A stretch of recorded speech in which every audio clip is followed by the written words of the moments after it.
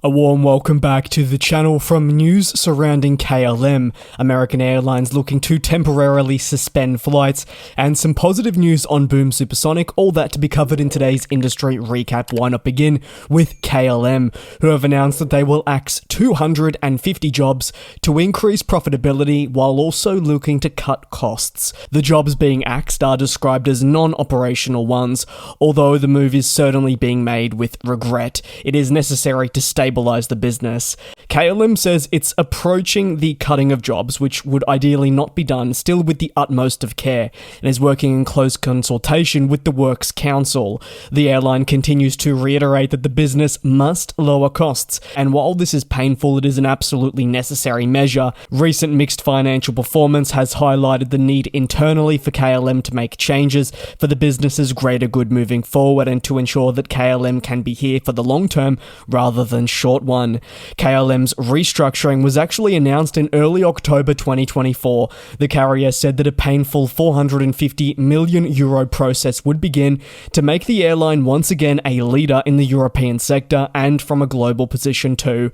Part of the Air France KLM group, this Dutch company that it wanted to remain at the forefront of customer and employee satisfaction levels, and to achieve this, it needed to do so in a sustainable manner, which it hasn't been doing. At the time of this announcement, KLM said it was going to, throughout the process, be forced to make clear and very decisive choices that, while to be painful, were essential to secure the long-term future of the company.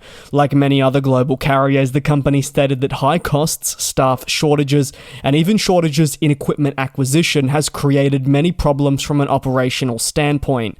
Moreover, aircraft depart on a daily basis full, so you can probably see the conundrum that KLM is positioned in. They aren't necessarily seeing a lack of demand and people jumping aboard their services, rather an inability to serve that demand in an adequate manner. While I do state that demand has certainly returned and is doing very well, capacity is still not back to pre-COVID levels. This is something the airline wants to improve on, obviously achieve, and then looking further ahead, surpass. Improvements such as increasing labor productivity by 5% for this year in 2025 were announced towards the back end of the last one through automation and reducing employee absences wherever possible.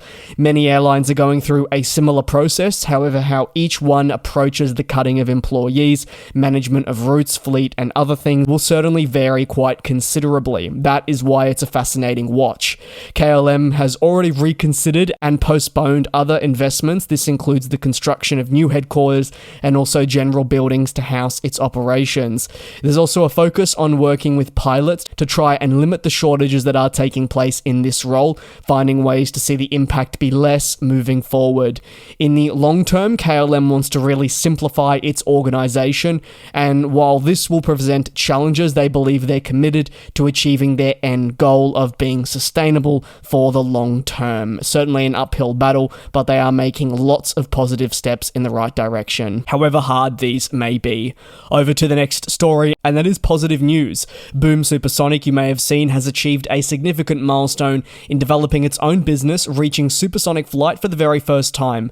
The company's XB-1 demonstrator, which has been undergoing extensive testing, has formally received the all clear to now fly at supersonic speeds. The demonstrator aircraft completed such a flight in California, flown by a test pilot. The XB-1 could enter the supersonic approved corridor at 35,290 feet before reaching Mach 1.122 or 750 miles per hour.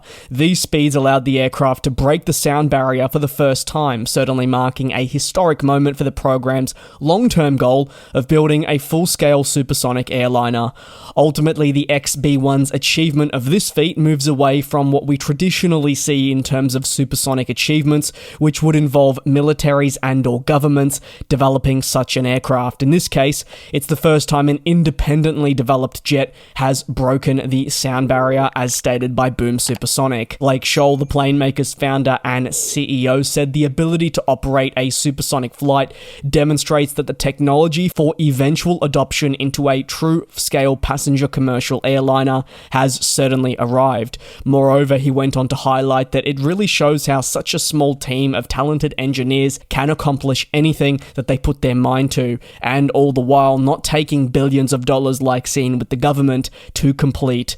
Moving forward, Boom wants wants to take all of these learnings to continue scaling up the technology seen on the XB-1 for eventual adoption into the full-scale supersonic airliner known as Overture. What is Overture? Well, as the name suggests, it's a full-scale aircraft that the company wants to release, which in theory airlines would adopt commercially. With 100% sustainable aviation fuel, Overture will fly at rapid speeds, cutting the time taken between key international cities while maintaining zero carbon emissions. It is a very ambitious aircraft. There are many people that are still skeptic over whether the company will ever reach the stage of seeing this fly around the world, but you certainly cannot understate the achievement that they have made with XB-1 after many different delays. And obviously the industry would love supersonic flight to return. It is whether it is feasible and through Boom Supersonic that we see this take place. Over to the final story, American Airlines will likely be forced to axe flights across their own network as they battle delays in their Boeing 787 acquisition efforts. Reporting suggests that the American carrier will be forced to change transatlantic routes precisely where the Boeing 787 is prominently seen. A move to axe service comes a matter of days after you may also recall that the airline called the aircraft a workhorse for the future. And while that certainly remains and they will continue relying on the 787 fleet for many decades to come, acquiring new aircraft from this series has proved more than a challenge across the last half decade and has certainly impacted their own ability to operate at solid rates. Unfortunately for American Airlines as well, their reliance on the 787 has grown in the last few years, coinciding with the delays. That is because we've seen quite a dramatic change in the type of aircraft that American Airlines fly, with the airline using the drop in demand seen during the pandemic to retire older, less efficient jets that operated across its medium-haul and long-haul networks. While route suspensions are frustrating for any airline, there are more immense repercussions, such as the difficulties in launching new products for customers, which could go on to elevate those customer satisfaction levels. The three routes likely to be affected are Miami through to Paris Charles de Gaulle between May and July this year, that being your peak summer season. Meanwhile, New York JFK through to Madrid will likely be suspended in July. Lastly, American Airlines is expected to suspend service between Dallas-Fort Worth and Frankfurt in June. These suspensions, while albeit temporarily, you may remember are not the first time that American Airlines has been forced to adjust its flight schedule because of delays in taking on the 787 Dreamliner and/or problems with the plane. More route adjustments across the transatlantic network are expected to occur, and they shouldn't necessarily come as a shock, and while frustrating, shouldn't be seen as a negative move. Rather, American Airlines trying to position itself for the summer season to have a robust schedule. If it wasn't to make necessary changes, it argues it probably wouldn't be able to operate a robust day-to-day flying operation that would lead to many cancellations and many disgruntled passengers. If it does axe ever so specific flights, it'll feel it has the available assets to meet the demand and have a network that is actually deemed achievable. Thanks a lot for watching. Take care. I'll see you tomorrow. Leave any thoughts down below in the comments as always. And we'll fly.